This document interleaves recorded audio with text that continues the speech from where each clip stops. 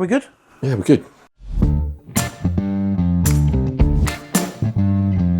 How you doing, buddy? Yeah, good, thank you. Dan is making me a coffee, bless him, as he always does. But anyway, it gives me an opportunity, doesn't it, to do what I said I would do at the beginning of every single episode and say, get PSA tested if you are a male of 40 odd, like me and Dan, or you are a friend of a male, or a boyfriend, or a girlfriend, or a husband, or a work colleague, or a neighbour, anything whatsoever.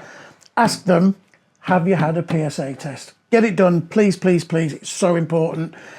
Dan, I know you mentioned the last one you were going to get it done. I hope you're going to get it done soon. I am, mate. I promise I am. Okay, no, yeah, and you do. It is important because a lot of people get scared about it. Going, oh, I don't want to know. I don't know the outcome. You do want to know the outcome. You do. You have to. It could be life-saving. And I think the other thing is that sorry about the noise. That was me throwing a bottle down the stairs, which is where I recycle. I think as you mentioned last episode, people are a bit fearful because they think it's a finger up the jacksie, which it's not anymore, is it? No, it's a blood test, and I think nowadays you can actually do it with saliva or something. Anyway, the ones you can get on Amazon, you can get them delivered. Get it done. Just please, please, please, please, please have a PSA test, or make sure one of your loved ones gets a PSA test. It is so important. So thank you for that. Thank you for that, mate. Oh, well done. Nice there you go. See you again. Yes, yeah, good to see you. Welcome back. How you been? Welcome back. I've been good, dude. Yeah? Yeah, I've been really good, thanks. I've been busy, and I'm on the sparkling water, by the way. Good, nothing wrong with that. Grab yourself a drink.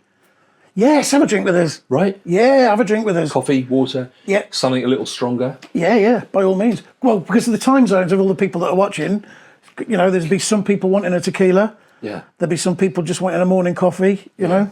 Actually, I met But as Jimmy Buffett said, it's 5 o'clock somewhere. There you go. There you go. Yeah. Sorry, I interrupted there. That's all right. I was just going to say something little, just shout out to our Mexican fan base who are drinking tequila. Oh, yes. Yeah. Hola. Wow. Bilingual. Yeah, wow. That's as far as it goes. So cold. No, I have been doing, actually, although, no, to be fair, I have been trying to learn a bit of Espanol on the old Duolingo, which is a nice little segue. Duolingo, if you don't know Duolingo, is an app-based language learning platform, which is a nice little segue into what we're going to talk about today, isn't it? It is, and I'll just quickly mention I use an app called Babbel, and I don't use it anything like enough to try and learn Spanish, because as you know, I want to go and live in... Sorry, you see, once I get into it, I just can't stop, you know? I want to go live in, this is Spanish, Costa Rica. Oh, nice. Yeah. The rich coast. That's what it means. That's less than 3, I think, for me. And in my mind, it's rich in wildlife and nature, but I think it means rich in the sense that there was gold mined in Costa Rica quite extensively before. This isn't a history lesson, though. No. So don't switch off. No, please don't. Because we're here to talk about technology. What we're going to talk about today, Carlsbad. Carlsbad Caverns, place in Texas. It's Carlsbad Caverns, there you go. Which is on the previous episode. Look how it all links in. And it all links in. We actually met on LinkedIn. There we go. On LinkedIn, we reconnected thanks to LinkedIn. Well, no, if you remember, we did. And one thing we forgot, that I forgot, and I feel really bad about, was when we talked about how we sort of reconnected. You were amazing for me, if you remember, that I got in touch with you because I was raising money for my son, doing a trip to Borneo. And you were working on The Lodge at the time, Disney's The Lodge. Okay. And I completely out of the blue, hi, Dad, remember me? He said, yeah, you were the little fat kid, weren't you? So, yeah, it was me. And I wasn't fat, actually. I was going to say, what are you talking about? No, it's just now. Anyway, just made me laugh on it.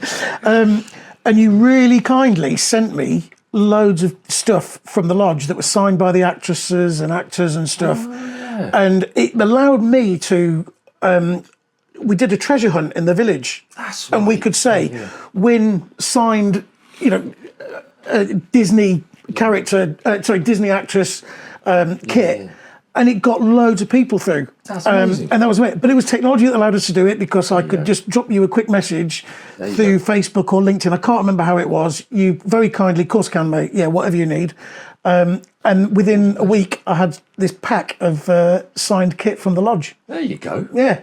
Mate, my memory, this is, when we talk about age, one episode, I'll cover memory if I remember to. I can't remember that, Cover but what? I'm really glad I did it for you. Yeah, no, and you did, and and I feel bad about not mentioning it the first one because it was so kind to do it, and it had such an effect on being able to raise money for Ollie and everything doing his Borneo expedition that I forgot to mention it. I feel bad. Yeah, but the thing is, mate, But thank you, Dan. You're very welcome, mate. It's a good cause, and it's like, so I'm always grateful when people. I'm always grateful for the opportunity to help if I can in That's any lovely. way. Yeah, Because it's like when people are doing good things, then why not help? Oh no, absolutely no. And you know what? I was just racking my brain how I could help him, and and the lodge at the time, he was the perfect age group, and all his friends and stuff were watching it, and it was the perfect thing. Christ, if I could get Dan to help me with that'd be amazing. And you did. It was just superb. Good. The annoying thing was that his trip to Borneo got cancelled because of flipping COVID. Oh, no. The really positive, though, with every negative, there's a positive. Good. My daughter is going to Borneo next year with the school. Excellent. There you go. Yeah, There you so go. she's going to have the opportunity. And am I right in thinking you've never been? I've never been to Borneo, no. And neither have I. And No. yes, check out our last episode, which is all about travel, where Borneo was not talked about. So I've never been. Indonesia was talked about briefly because I went. My parents lived there for a little bit, but that was Jakarta. Very, very different to Borneo and Malaysian Borneo, I'm sure. But anyway, we digress because we don't want to talk about travel again, do we? No, we're not going to talk about travel. We want to talk about technology and how it's sort of become part of our lives, and AI and what have you, and try and get some feedback on how you use your technology. Yeah. And do you use AI? Well, I guarantee you do use AI. How much do you use AI? And because the minute you put in the sat nav, it's AI, isn't it? Right? Is it really? Of course it is, because it will. Yeah, because it'll say, well, this is the quickest route, but there's a bit of traffic there. We know there's a bit of traffic, so I'm going to send you that way. It's artificial intelligence, isn't it? Right? So we all use it. We know we do. To what extent do people use AI? And this is why people don't realise how long AI has been about. Yeah. It's been for years and years and years. It's now just become ridiculous. It's also what I find phenomenal about AI is what it can do already for us, just on a consumer level, if you can call it that, and how clearly whatever's visible and available to us must be just the tip of the iceberg. Tiny, tiny, tiny. And when you think about how extraordinary it is, what it can do, how powerful the things it can do for us, what it must be doing behind the scenes, I can't even. Completely. The thing that does worry me a little bit about AI, I don't subscribe to the, it's just going to lose their jobs and all that. I don't subscribe to that because I think it creates different jobs. Right.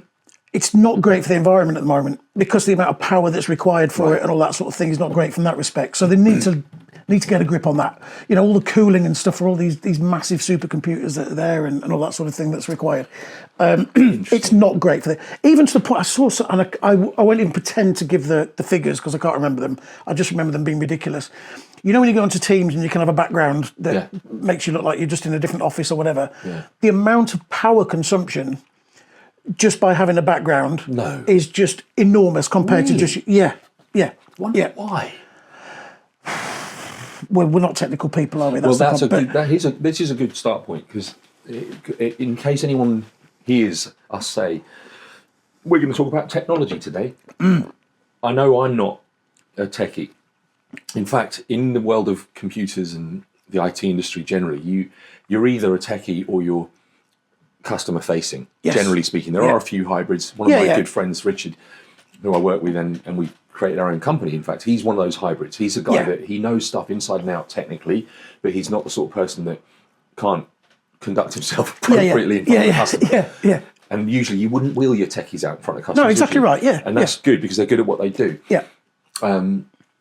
I'm not a techie. No, and I'm not. I know nothing. I know what I need to do, I think, to have the right conversations with the right people. Right, and for me, it's similar to you could be. Let's use a driving analogy. You could be Lewis Hamilton, who can drive incredibly well, but he might not have any idea about the inner workings of a car. Yeah, fair point. Yeah, and like most of us, of course, we drive a car, and we know how to do that competently. I hope. Yeah. We haven't got most. Certainly, again, I'm speaking for myself. most people don't know how an internal combustion engine works no, I'm awful or with anything it, else. And I wouldn't even know where to start. I can fill up the washer fluid for the windscreen wipers. That's about my level of technology. Yeah. Which is also awesome for having an electric car, because that's all you have to do, that and the air in the tyres. Yeah. That's about my limit. Yeah. AI, though, probably will be able to do it for us soon, won't it? Yeah, you can imagine there'll be all sorts of stuff. There will be. You'll wake up in the morning and it'll be, oh, you haven't filled the water up yet, or it just gets, it goes crazy. It goes completely and utterly crazy. But my experience of AI at the moment is actually very helpful. It's helpful stuff. How do you use it? No, that's my point. I don't necessarily use it. It's all the background stuff about what you're browsing, what it hears while you're talking. And if I'm talking to my wife about, I don't know, our coffee machine's on the blink, for example, we might need to get another one. I can guarantee this evening I will have all sorts of things on my feed saying 50 quid off Nespresso machines or something. That's a positive. I'm happy with that. Yeah. Yeah. Now, don't get me wrong. If I start really thinking about, well, what else they've been listening to and what they're doing with it and all that sort of thing, you can be scared of it. And I understand why people are. At the moment, I'm seeing a benefit from it. Good. Because I'm seeing stuff that I'm talking about, if that makes sense. Yeah, and I think in that sense, if that's all it is, that's great. I had that a few months ago. I was in a conversation with someone talking about getting out and older. I was like talking about the need to write a will. Mm-hmm. And it happened tonight because of me saying it to you in this conversation. But within about an hour of me saying it, and I only said that, I said, I really should. And it's just like finding a solicitor to, who does that and not paying through the nose for it. And within an hour, whatever it was I looked at next, or whether it was the internet or social media, will writing services in Twickenham. There you go, yeah. Just like that. And you're right, it is helpful in that way, but I have to say it does make you wonder what else are they hearing and potentially seeing as well, because I know that there was that big hoo-ha a few years ago about, don't agree to the new Apple terms and conditions because it gives them access to your camera and your microphone, and a load of people were going, that's been there all along, and it's true of Android as well. Yeah. It's like, and what's your choice? I mean, I suppose you could disable it, but then it's like, I don't care if people are putting relevant ads in front of me. And that's my point, You get some ads. Yeah. And if they're relevant, great. Yeah. But it'd be really interesting to hear if there's any really negative experiences of that. Yeah. It'd be good to understand it, because, like I say, I don't use AI half as much as I should. No. I sometimes use it at work if I'm late to a meeting, or I've missed a bit of a meeting, or I've missed a meeting completely, and I can get the transcript, or I can say, have I got any actions from this meeting, and it'll tell me straight away. That's great. That's right. That sort of stuff's brilliant. But I know people use it for all sorts of stuff. Yeah. Absolutely all sorts of stuff. Inside of work and outside of work. Right? And weirdly enough, I think I can safely say I know more about it than I use it for. And I say that because I teach, among other things, I've taught how to use Microsoft Copilot. Yeah. Microsoft is... of course, yeah. Microsoft's AI tool is called Copilot. Yeah. And if you're in the organisations that I've been involved in teaching how to use things like Teams, I've also taught them how to use Copilot, and it's all the same principle in terms of whether it's ChatGPT or DeepSeek or Copilot. You're putting in a prompt, and the prompt is really what dictates what comes back, and the quality of that prompt. Yeah. And it's quite extraordinary, and even on a practical level, it's things like where you're saying in parallel with using Teams, and you can put it into such specific context and say, this is where this will be really useful to you. Yeah. With AI, with Microsoft Copilot, you can get onto a Teams meeting and maybe you're 15 minutes late. And you just open Copilot within the Teams meeting and you say, recap the meeting so far. And that's what I do, In 10 seconds, you've got a bullet list of who said what. It's like you weren't late. Yeah, it's amazing. It is incredible. Yeah. And then after the event, if you're the person taking the minutes, which you no longer have to do, it's done that for you. Yeah. And then you can say, create a list of actions based on what was said and put those actions into chronological order in terms of the due date of the action. It's amazing. And then email it to the people whose action it is, who were in the meeting. Yeah. It's absolutely incredible. It is. And then it's on a practical level where people go, oh, okay, that's how you can use AI. Yeah. It is incredible. And that's just scratching the surface. There's probably people listening going, that's all you think it's for. No, I know. Well, I saw, this was about 12 months ago now, at an education fair in London, and it was by Google Education. And they were talking about using Google Classroom and how it can help in that instance. And I was like, yeah, whatever, yeah, it's just cloud-based computing, yeah, whatever. But they were saying that if you've got a class of 30 people and you realise that for every test that we do that's multiple choice, for example, little Johnny in the corner there really struggles. And it takes him 30 times longer to answer each question than so-and-so over there. We need to maybe do some more tests or a different format of test for this guy here, using the same, to get the same result, but test them in a different way. That's got to be brilliant, hasn't it? Right? If that person, or they may have, there may be a form of ADHD. They might not be able to concentrate. Well, I'll tell you what. Then you can do your tests in a different room to someone else, because why not? If that's helping you do it, and this teacher at the end of every classroom has a report that goes, do you know what? Yeah, you need help. You need help. You need help. But I'm not going to single you out and treat you differently and go, you're not as clever as the rest. You just need to do things a little bit differently. So rather than do a multiple choice, for example, I might ask you to write a little paragraph that still gives me still shows me that you've understood what we're asking. We've just done it a different way. And there's one about the interactive touch boards that people use and stuff. If they use this, I think it's pink paper or white paper, it can massively change what people see on the screen. Even just things like that. That's using technology that is just so simple. Because in the past, we look at someone who might not be performing particularly well and go, oh, they're thick. We'll put them in that classroom, or they'll put them in that stream. When actually, they might just need to be taught differently. And if technology can help that's got to be brilliant, hasn't it? I think it's incredible. And it overlaps massively into the medical field as well, doesn't it, in terms of early diagnosis? Oh, completely. It's something that, the best doctors in the world, with all due respect to them, can't possibly do the same kind of early analysis as a supercomputer could do. No. And I don't know how much that ties into AI, probably a lot, but whether it's AI or supercomputing or both, it's technology.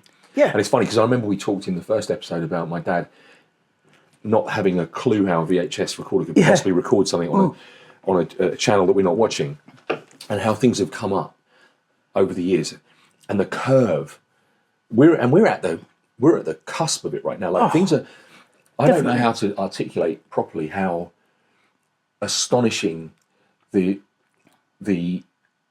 what's the word I'm looking for? The progress that's being made in developments in technology. And now that AI is upon us, those developments are going to increase and accelerate exponentially beyond our comprehension, because now it's not down to us to make those developments, because AI can. So we've made the AI development, and now watch what happens now. Like, I think we're at the cusp now of probably, and I can put this into specific terms, like, for example, the global monetary system will probably change, which might sound like a big thing to say, but actually it has already changed quite a lot over the course of the years.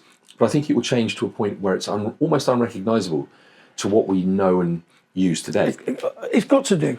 When I say that, and it does sound like a bold statement, if you think about the fact that, what should we say, 15 years ago, primarily you'd have probably been carrying cash. Oh, yeah. Right? And that's not long ago. No. And maybe, let's say it's 20, just for the sake of argument, but it's probably not. I think it's less than 15. It could easily be 10. Yeah. And you were still carrying cash in your wallet, because most of the time, yes, of course, you'd have a card to make payments. And back then, when you were making payments, you'd put the card in. PIN. Yeah. And then it became the tap thing instead. And then it became, well, you don't need your card, you can just use your phone. And then, and actually, there you go. And I think about this quite often in the context of homeless people. When I see a homeless person sitting outside the store up the street, and their phrase was, "Got any spare change?" And I'm like, who has? I don't remember the last time I carried money. Exactly the same. And so speaking of homeless people, if you're wondering what to do in that instance, just ask. I always say, "What do you want? A sandwich and a drink, or whatever." Go get me. But that's indicative of the fact we just don't carry money anymore. No, we don't. No. And That's a huge shift when you think about it. It's something that's happened now, so people actually generationally, I bet that I was most just older about to people say. aren't I was doing just that. about to say exactly the same thing. Yeah. Yeah, Yeah. But for the majority of us, that's probably a massive shift that's happened over a longer period of time. So it's less kind of apparent to us. Yeah. Yeah. But if you think back, it's like, oh yeah, I don't carry cash. I literally don't. Haven't had banknotes for at least a couple of years. I can't remember the last time I went to a cash machine. I honestly can't. Exactly. And a cash machine. I remember when a cash machine was like, flipping it, that's clever. You don't have to go to the bank anymore. Yeah, I know, incredible. It's unbelievable. Yeah. Now, with everything that's happening, I reckon that things will just become. I don't know quite how yet, but I suspect that financial transactions on a local level, on an individual level, on a global level, will just, over the course of the next couple of years, and only the next couple of years, will just become something completely unrecognisable to what they are today. Yeah, I couldn't agree more. And I think I touched on my daughter going to Borneo, and we're doing fundraising for her, and we did a donut sale at work. Right, we bought a load of really, really cheap donuts, decorated them and stuff, and called them Easter donuts, and we bought a sum up machine. Right, I think it was £90 for the machine. A what machine? Sum up, you know, the little can take contactless. I don't know what they. Oh, like could take card payments. Okay. Right, because we knew people probably don't have cash. You know, we were saying £3 for a couple of donuts, right, and no one would have any cash. Yeah. We bought this thing. You set up a bank account with, or you give it your bank account details. We set it up. We sold all these bloody donuts. Take card payments off people's phones, watches, in exactly the same way. You can put your card in if you want. The following day, every bit of money that we made that day was in the bank account. There you go. You know, so and I would say 90% of it was contactless payment, maybe even more than 90%. But your point about 10 years ago, when we did the fundraising for Ollie, which was in 2019, which was only 6 years ago, everything was cash.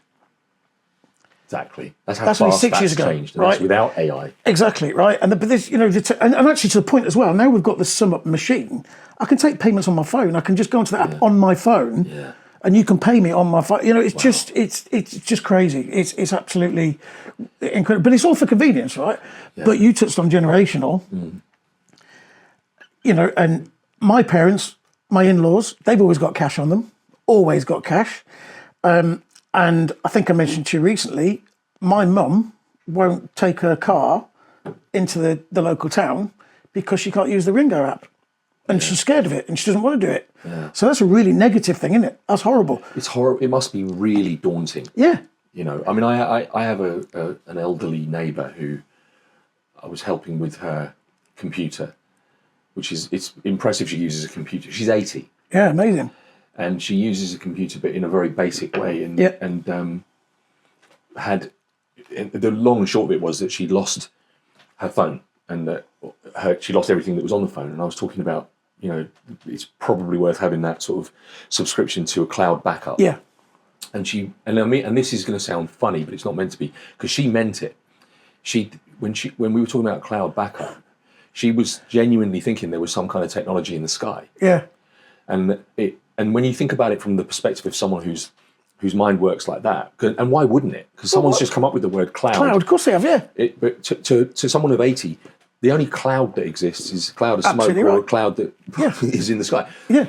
And that's what she thought. She genuinely thought there was some. And to be fair, as mad as that might sound to people, why not? When you also know, and she's probably aware of the fact that there are satulites up there. There's an international space station up there. So why wouldn't there be technology up there as well? Well, there is technology. But why not that kind of technology? No, I completely suppose agree. you could say, in a way, she's kind of right, because of things like Starlink. You could say, well, if you can have a communication thanks to something that you've got in your hand that actually talks to something that's up in the sky so far that you can't even see it, other than when it looks like a star at night. Like, that's the world we live in now. I know, it's mental. It is. But I recently went to the Oracle in Reading, the shopping centre, and we went to get back to the car park, and where there used to be payment machines, there was this thing up that says, scan this QR code. Now, okay, we'll do it. It's a bit of a faff, but I did it. And I thought, if my parents were there, to scan the QR code. My dad would have forgotten his phone anyway. He probably didn't have it with him. Yeah. Mum's probably wouldn't have been charged. Yeah. If it did, how do I scan a QR code? And then when I scan the QR code, what do I do with it? That's really alienating a lot of people, isn't it? That Absolutely. Well, and if like if it's something you've done before, and we may even have people watching go, "What scan of what now?" Yeah, right. It's perfectly feasible. Yeah. Because if the first time you've done it, you're like, "Oh, okay, that's how that works." Yeah. But if you haven't done it yet, no. What's a QR code? Yeah, it's like what? Yeah, it doesn't make any sense. There's no, so much of this. I remember this, even when I used to work in the IT industry. There was so much of the TLA, the 3-letter acronym, loads all of it. over the place, and it's just like someone's just come up with a term, and everyone else is just supposed to adopt that term and understand what it means, and that's hard enough in the industry. When you're not in the industry, I know. But also, I think it stands for quick read. I think QR code, but it doesn't matter to anybody, does it? It's just become lingo. QR code. QR code. Exactly. It's you can create your own QR codes in seconds. Yeah. Just go onto find a website that says I want to create a QR code. What do you want it to link to? This one, right? There's your QR code. Yeah. It's unreal. I just did it for the first time. I created my own filmmaker's showreel. Yeah. And at the end of it, which is ironic because, of course, when someone's watching it, they can't scan the QR code. But I was thinking, well, I can just use that QR code for someone else to scan. If they're watching it on the telly, they can. They can watch it on the telly and scan it. Yeah, exactly. But you're right. You just generate one, boom, and it's just a link to somewhere else on the internet. Yeah. It's very clever stuff. Another thing with technology, so I follow a lot of YouTubers, right, as you do, and that's all you do. They only follow us. Yes. But there's a guy, I've got to forget his name now, Steve, is it Steve something? He's a Welsh guy, and he does loads of travel vlogs, right? And he sets himself challenges like, I'm going to take the cheapest flight anywhere for the next 7 days or something, right? And he's in airports just everywhere around the world, just using his phone, using Skyscanner and going, that's the cheapest flight, I'm going to book it. There we go. Dum, booked. I'm going to Kazakhstan tomorrow. Love it. And then and that is, he's just literally using his phone. Now, he's brilliant, by the way, and I really wish I could remember the damn guy's name now. Welsh guy, he's just so good to watch. But the technology that allows him to do that is just incredible. Yeah. So, yeah, but do you know what? It doesn't really matter what you're watching. There's technology involved in absolutely everything. Yeah. My watch, if I haven't got my watch on me, that tells me that my heart's going too fast, or I've not done enough steps, or I've not gone, up enough stairs and all sorts of stuff. It does control your life, doesn't it? It does. And even our last episode we filmed, my doorbell rang. And in the old days, that had just been a ring. Don't worry about it. Yeah. Now it's an actual ring doorbell. Yeah. And so on my watch, it's telling me someone's ringing your doorbell. And then I can pick my phone up, and I can see the person at my door, and I can talk to them, and they can talk to me. And you could be in Vancouver. Exactly. It's mad. Exactly. I wish I was. Yeah. I know. I wish we were, Dan. But we could book a trip to Vancouver on our little handheld device. Yeah. I recently, which is a whole other episode we'll get into, talking about money in investing. Yeah. And one of the in fact, not just one of the means I use to invest is an app on my phone.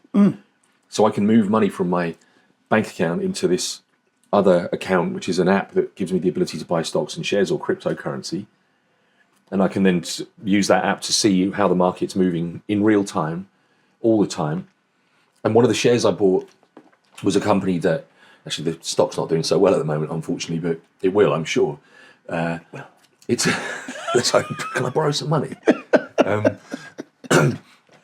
This company, it's an AI technology where they're automating. So there's a lot of AI in electric vehicles. You said it about sat-nav as an example, but this company makes an AI implementation for the commercial sector or the industrial sector, whereby in a warehouse where you and me would be forklift drivers, and we get an order in and we go and pick up that box off that shelf and bring it back for that order fulfillment, and the next one and the next one and the next one. This is a piece of AI technology this is incredible. It's an AI piece of software that basically tells the forklift truck where to go to get the box and bring it to fulfill the order, which of course doesn't need a break like a human does. Doesn't need lunch, can work 24/7. Yeah. And here's the amazing it's all amazing. But this is the part that I found absolutely extraordinary. You don't have to buy like a £500,000 forklift truck that can do this. They retrofit it onto original forklift trucks. Oh, I see. Right. So they can take your forklift truck, that's turn 10 it years into a old, smart forklift truck. literally turn it into a forklift truck that drives itself to the right place and picks up the box off the shelf Amazing. through AI. Yeah. And it's not. I'm sure it's not a person telling the forklift truck where to go. That's another AI tool. Yeah, saying, yeah, well, of that's an course it order is, that's just come in. Yeah. So we're going to send that forklift truck down that road to get that item off the shelf. Amazing. And then I'm sure it's also Yeah. AI to send it off in a Yeah. logistics vehicle or something. Yeah. It's mental. It is. It really is. We're scared of it. You can tell we're actually scared of it because here we are talking about it. We're not scared of it, but we're baffled by it. And we're in the technology industry. Yeah, no, and that's what's amazing about it. And I was just thinking, you were talking about you've just started investing. There's got to be tools out there that are AI tools that will tell you when to buy and sell, surely. Do you know what? There's got to be. I'm embarrassed to admit this. The other day, maybe like a month ago, I thought to myself, I know what I'll do. I'll create, using AI, a tool that helps people to make the right investment choices through AI. Genius. No one's ever thought of that before. So I Google it, and it comes up with like the top 20 AI investment tools. Like there's loads of them. Right. Of course there are. Yeah. But you're absolutely right. And just on a really sort of like a basic level, I put into DeepSeek, which is like ChatGPT. Yeah. And by the way, these are things, if you're not into this yet, you can download these for free onto your smartphone, free of charge, this app, and then you just start talking to it, ask it anything you want. I asked DeepSeek, what would be a really sensible strategy with my money at this age, with this much money, and... Did it laugh at you? It's like, you're a bit late, mate. And then it just deleted itself off on my phone. Yeah, and my phone melted into a little puddle on the side.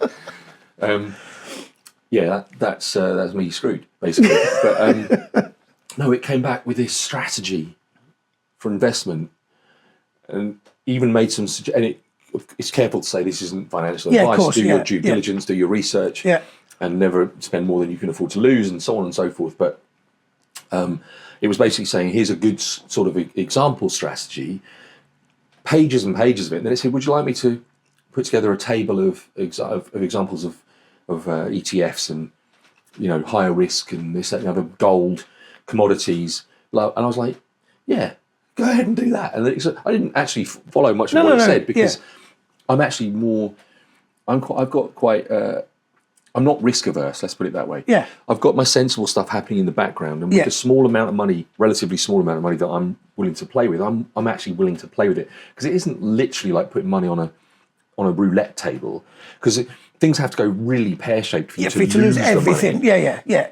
Companies have to literally go out of business. Yeah, you might lose a few quid, but then make that back up. And that has happened, but it's also more often than not for me so far, thankfully, touch wood, I've seen it go up. Yeah. And so, but I was able to go back to the AI and say, go with something that's a little bit less sort of sensible. Go with something that's designed for someone who's less risk averse or has a higher risk appetite or whatever. Yeah. And it came back and said, okay, well, you can do this, this, and this, and this. And here's a couple of examples, but make sure you diversify so that even with your riskier strategy, you're kind of covering yourself with different geographies, different industries. It's incredible. Yeah, and that's AI. That's not a person. It's just coming from this infinite repository of information that exists out there, and it's able to do it in a flash. And you take on board as much of it as you want, I guess. Exactly. You can either take it as complete gospel and do every single thing of it, or go not interested, or just take a bit of it. Absolutely. Yeah. It is quite incredible. What I find quite extraordinary is how technology in our lifetime has, and we're not that old, at least it doesn't feel like we are. I'm sure there's plenty of people watching who are like, yes, you are, pal. Well, they don't need to carry on watching them, do they, Dan? We don't want watchers like that. Sort of business. No, unless you're in Costa Rica and you can put us up for a couple of weeks. A couple of decades. The changes have been extraordinary over the course of our life. Like I remember when we had a phone at my house, which it was a rotary dial phone. I remember the first push button phones, which were whoa, Yeah. that's pretty mad, isn't it? Yeah. There were no such thing as portable phones, mobile phones, smartphones didn't exist. There was no social media. Have you got a landline? Of course not. That's one of the things Yeah. I was going to say. Yeah. I haven't had a landline for a decade. I still pay for one. I don't know why.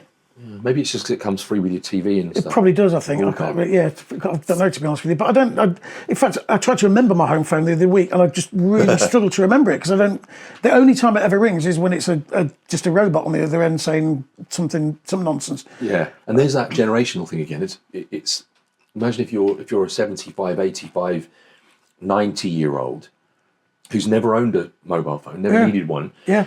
You better have a landline. And people don't even often have I think more often than not, people don't have landlines anymore. No, they don't. But interestingly, I always call my parents on their landline. Do you? And the in-laws use their landline. But there's no reason why either of them couldn't say, I don't have my landline anymore, just use my phone. Well, there is a reason, because like I say, Dad won't know where his bloody phone is, and Mum won't be charged. Yeah. But if they came to rely on it, it probably would be a little bit more charged up and more accessible, I guess. But yeah, again, it's all generational, isn't it? And I just, if I look at, like I say, my parents, when I'm that age, what my grandkids going to be faced with? They're going to be robots. Mind-blowing. Completely mind-blowing. They're going to be little robots. They'll be doing jobs that don't exist at the moment. They're all sorts, won't they? It's bonkers. But I get excited by stuff like that. And I know there's a threat to it. And I know, I'm also a bit of a traditionalist as well, But I think you're probably a bit of a traditionalist, but like technology as well. I hope that doesn't get diluted and we all become just lovers of technology. Well, the thing is, it's a really interesting point because look at my intention, as we discussed in the previous episode, is get out to Costa Rica and live around nature in a jungle. Yeah. And you could say that that's very traditionalist, or Yes. it's like it's not authentic, but it's certainly not. It's like it's off the grid almost. Yeah. However, what will make that possible is the technology that means that I could be in the jungle and still have broadband. Exactly, yeah. And really, the majority of the work I do over the course of a year would require that. And even the work I do as an actor or a filmmaker, which I'll go off somewhere else to do, how am I going to find out about that? I'm not going to go to a town every month to just check my email. Yeah. I need to have constant access to it. Yeah. I'd like to have constant access to a phone signal so that, in the event of an emergency, I'll know about it, or I can call for help or whatever. And I think a lot of the time, it's easy to think of like distancing yourself, detaching yourself from the modern society that we're talking about in the context of technology. But actually, you really want it. Yeah, yeah. And need it in a lot of ways. Yeah. So it's a bit of a contrast. Yeah, there is. case. Yeah. Well, it's needed, isn't it? You can't live without it, can you? Well, it's happening anyway. That's the other thing. It is. You've got to embrace it. It's a big thing in the acting field is AI. Yeah. Where it's frowned upon a lot, and I understand why. But there's a lot of actors who are lending themselves to AI avatars, myself included. Yeah.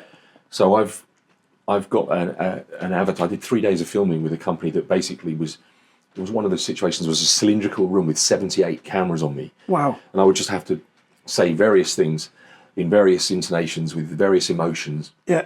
To the point that then as a company, and there are, of course, there's very careful restrictions, and of course I was well paid for it. But now as a company, you could go, instead of saying, we want to hire Dan Richardson to come and present to the camera and talk about our product. Yeah. You can have AI Dan do it. You can script it. It will look, you won't know the difference. And you just sort of have to give your authority to say, yes, use it, or... My consent already came because it comes with this very strict boundaries in terms of what it can be used for. It can't be political. Yeah. It can't be any kind of... in fact, what they're very good. This company that I did it for, they have a mechanism by which we can specifically say, look, for example, as a vegan, or as an animal advocate, I don't want to be used by some company that would be promoting. But yeah. I don't know. I don't want to say anything and be No, that's fine. That's fine. I understand that. Yeah. So I can say, as an individual, I don't want it to be X, used Y, or in Z. this way. Yeah. But it's it's almost unnecessary because it's very, very careful. So it's basically someone who's trying to sell a TV is saying, like, check out our latest TV for this amount. But it's not me that's been hired to come to a studio at the expense of me and the sound engineer and the cameraman. And I'm now talking They're just generating it from what they've got. Just right. What do you want him to say? Do you want it to be my voice or do you want it to be someone else's voice? Different accent, different language. Wow. Lip synced, and then done like that. And wow. That's so, and you can understand why there's a bit of a conflict in the acting community where people are saying, you can't do that sort of thing. You're facilitating this thing that's going to take our jobs. I'm not. It's happening anyway.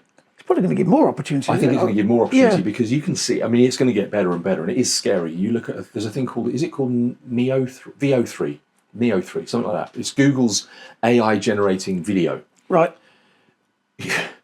It's just unbelievable. It's terrifying in the sense of how good it is. So I understand people's concern about what AI can do. But my point is this, and I say this as an actor who's made money from, and to some extent a living from being an actor. Is anyone like me, or even someone at the top of their game like Brad Pitt or Tom Cruise or George Clooney saying, absolutely not, I won't do it? Yeah. Is that going to change a thing? Is the whole world suddenly going to put the brakes on AI? Yeah. And it's not going to happen? No, agreed. Yeah. It ain't going to stop it. Yeah. And so it's like you're either going to go with the tide, or you're going to fight it, and it's going to be completely futile to fight it. And there's principles that I understand the principle of it, and there's certain things that should be in place, which I can say as an actor in that field of AI.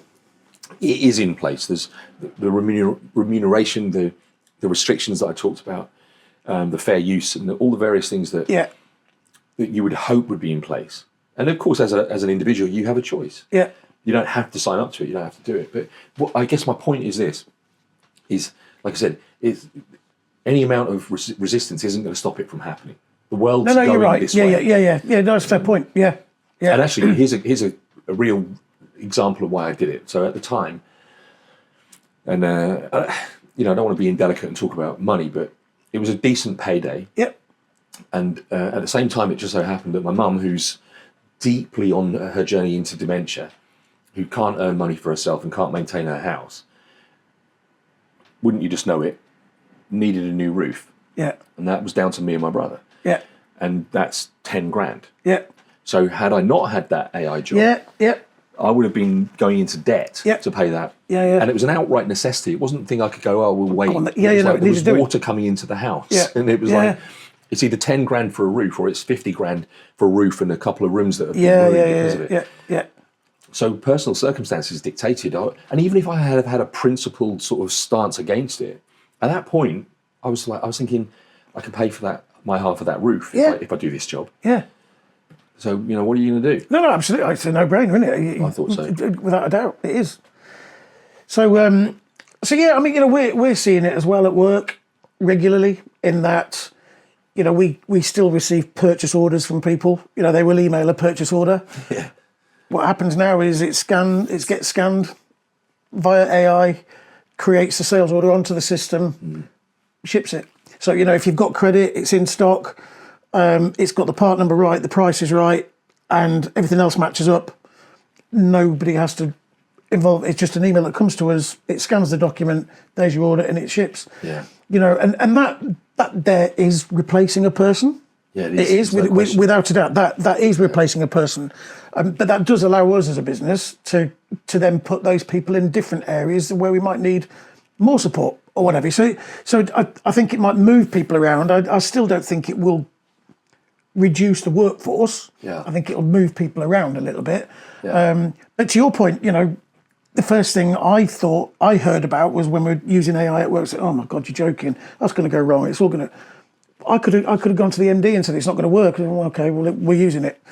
It doesn't matter how much it's going to be used, and it's been quite successful, I think. So yeah, and the thing is, I think each generation gets attached to its experience of reality. Yeah. Right? So if we had have been trying to do this 200 years ago, for a start, we wouldn't have, because if we lived as far apart as we do, we wouldn't have known each other to begin with, and if we had known each other at some point, and then the only way we'd have been able to keep in touch is with a quill and a carrier pigeon. Yeah. And that's changed.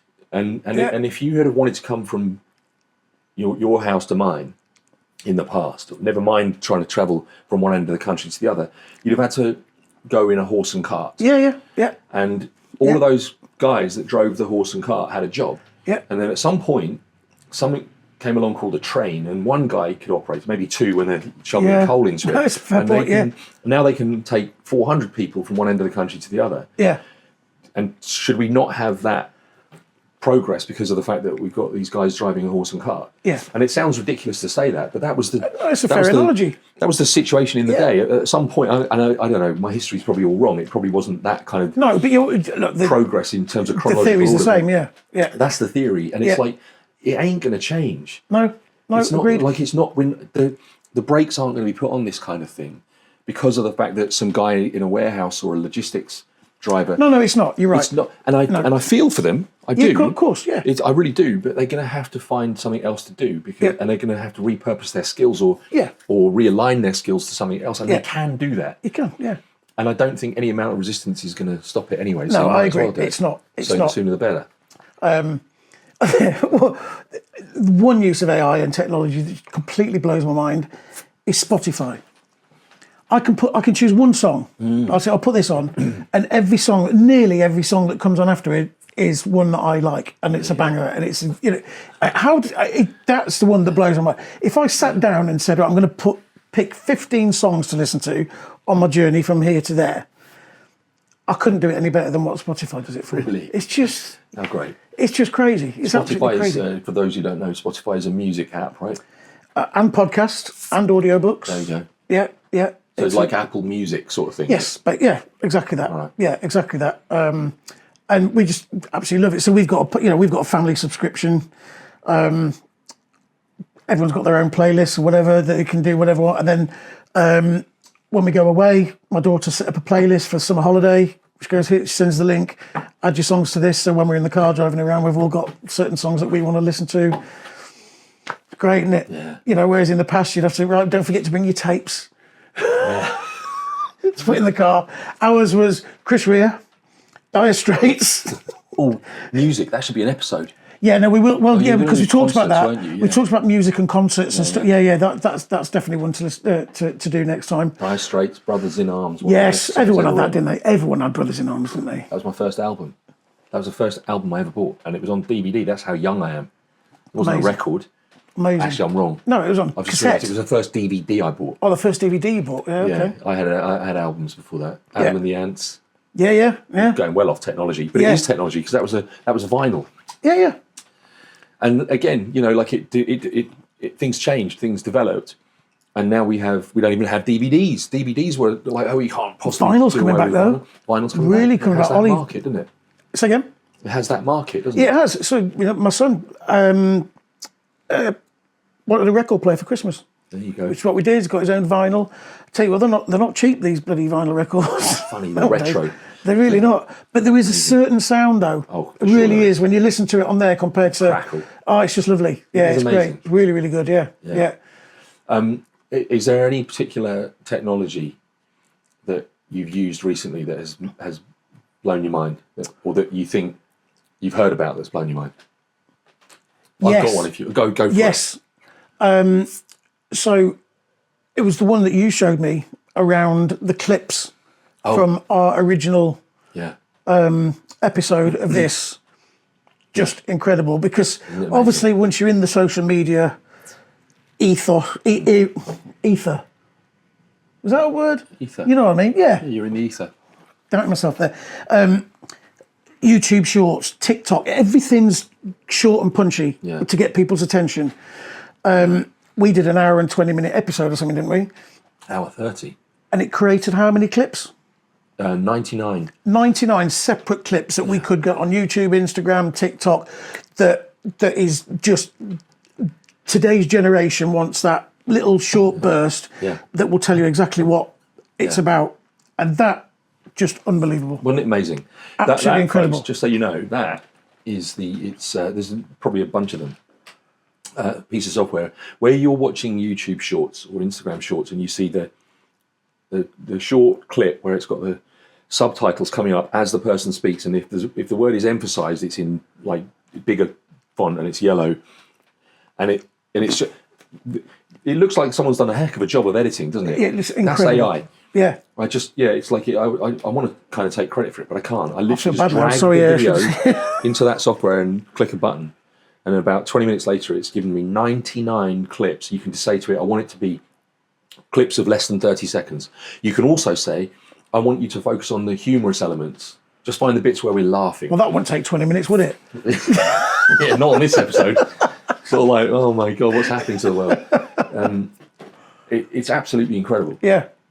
And it's fast, and it's absolutely. I haven't looked at one yet and thought, oh, that doesn't really work. They're all great. Brilliant. They're absolutely, There's more than we could use. Yeah. Right. Yeah, It's more than completely. we could possibly need. Yeah. Here's an interesting one where we're going to talk in another episode about money and investing and not giving advice on it. But as we discussed, I've recently decided to dabble in cryptocurrency for the first time, and a friend of mine said to me, "Where are you keeping your crypto?" And I was like, "It's in the cloud. ether. It's in the cloud. It's in the cloud." It's like, "What do you mean?" And he said, "You want to get yourself a cold wallet." And I was like, "I have no idea what that is." And a cold wallet is a basically things like a USB stick. Yeah. Where you've got all of your, like if you bought cryptocurrency, it doesn't exist in the real world. You can't actually go to the bank and say, I'd like to withdraw my 500 Bitcoin, please. Yeah. God, if you had 500 Bitcoin now, you'd be a millionaire. But Right. the physical thing doesn't exist. This is what I was getting at when I was talking about the financial system globally changing unrecognizably. It kind of already has because of the far less frequent use of cash that we talked about. But with cryptocurrency, apparently, so you can download an app, as I've done, numerous apps, that you can go onto that app, you sign in, you verify your identity, and then you're free to transfer money from your bank account to that app, and then use that money to buy shares, cryptocurrency, whatever it may be that you've chosen to buy. And that exists on a little app on your phone. And what happens if that app suddenly disappears? What happened? And it happened. I can't remember the name of it, but there was an app, an exchange, if you want to call it that, on which people had gone in and spent their money on cryptocurrency, and the app collapsed, disappeared, along with all of the people's cryptocurrency, which of course it doesn't really exist. Yeah. But it was your money. Yeah. So it did exist. It was if you put 10 grand into a cryptocurrency. It's £10,000 that's of something of somewhere. Money, it's gone. Yeah. So it is worth that money to you. And this app disappeared. It literally went, I guess it went bankrupt, or for whatever reason it collapsed. And along with it went all of those people's cryptocurrency. So people lost millions. Jesus. And a cold wallet prevents that from happening. So the other day I ordered a cold wallet, and this cold wallet is 3 cards, looks like a credit card or a hotel card key kind of thing. And I had to basically hold that. It's like you talking about taking payments on your phone. Yeah.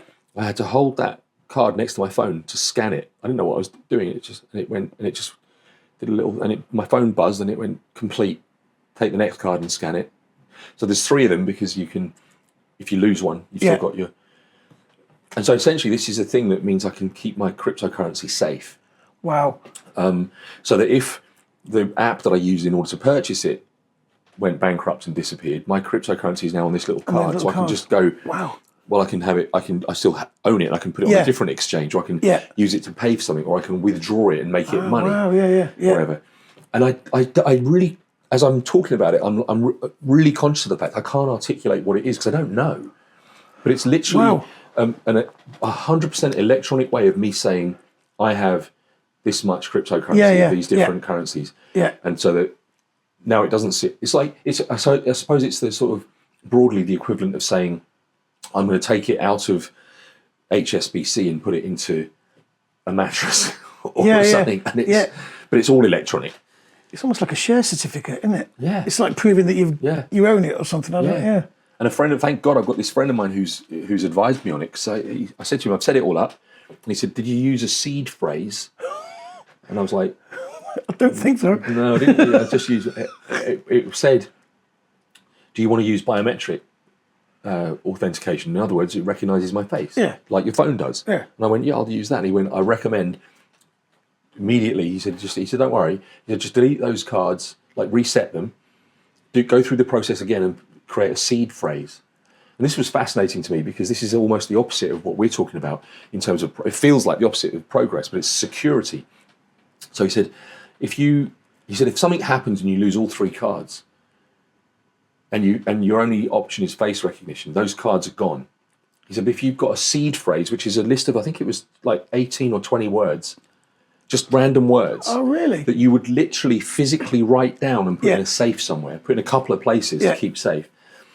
If you lost all of your cards, they were all lost, stolen, burned, whatever, you could buy other cards, use the seed phrase that you've kept in your safe physically, and it knows it's you, and it gives you your money back, gives you your cryptocurrency back. Good Lord. So it's almost this convergence of unbelievable technology with like the old school writing it down, and that's your safest bet. Wow. Yeah. I really, as you can tell from the way I'm describing it, I haven't really got a clue how it works, but it's. Are you happy though, Dan? Are you happy with it? I'm not sure. I don't know what to feel. I don't understand. No, that's fine. And they're preying on people like you, aren't they?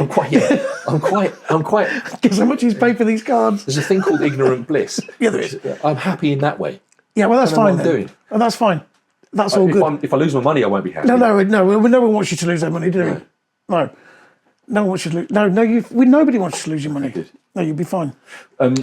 We'll talk about money in another episode, won't we? Yeah, we will. No, absolutely. I think we're out about depth now with technology. Yeah, we're probably getting a little bit too deep. We're getting into writing things down and put them in safes, which takes us back to the beginning, really, isn't it? Yeah. So now is probably a good time to wrap that one up then, do you think? Man. That's good. But I've enjoyed that. That's good. It'd be really good to know your thoughts on technology. Because there are people completely against AI and all sorts of stuff. Just let us know. Because I think it'd be really... They don't like it, do they? No, they don't. They still do use horse and cart. Yeah, exactly. Are you a Mormon? Yeah, they wouldn't be watching, would they? We appeal to everything, Dan, to be fair. But would they use the technology? If you're a Mormon, let us know. Yeah. We'd love to hear from you. Yeah. We're not going to be doing an episode on Mormonism. Is that a word? Well, you've just said it, so it must be. Yeah, now. We'll go with that. But yeah, as ever, like it, subscribe it if you can. And we'll be back for the next one, I'd say very, very soon. Yeah, I hope so. Yeah. Thank you for watching. Tuning in. Good to see you, mate. See you again.